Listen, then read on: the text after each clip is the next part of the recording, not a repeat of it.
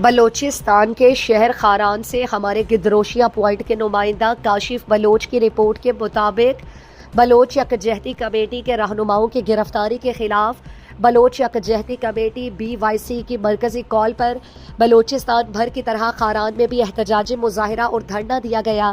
احتجاجی ریلی شہید نواب اکبر خان بگٹی اسٹیڈیم سے نکالی گئی، جو چیف چوک سے ہوتی ہوئی شہید فدا چوک پہنچی، جہاں عوام کی بڑی تعداد جمع تھی، جن میں خواتین بھی شامل تھیں۔ شہید فدا چوک پر ایک تقریری سیشن کا انعقاد کیا۔ سیشن کا آغاز بلوچ قومی ترانے سے ہوا، جس کے احترام میں شرکاء کھڑے ہو گئے اور ترانہ سنا۔ ترانے کے بعد علاقے کے معتبرین، BYC کے رہنماؤں اور مختلف سیاسی و قبائلی عمائدین نے خطاب کیا۔ مقررین نے اپنے خطاب میں کہا کہ ہم ریاستی جبر کا مقابلہ عوامی مزاحمت کے ذریعے کریں گے۔ ہمارا پختہ یقین ہے کہ ہم اس جابرانہ نظام کو عوامی طاقت سے شکست دیں گے۔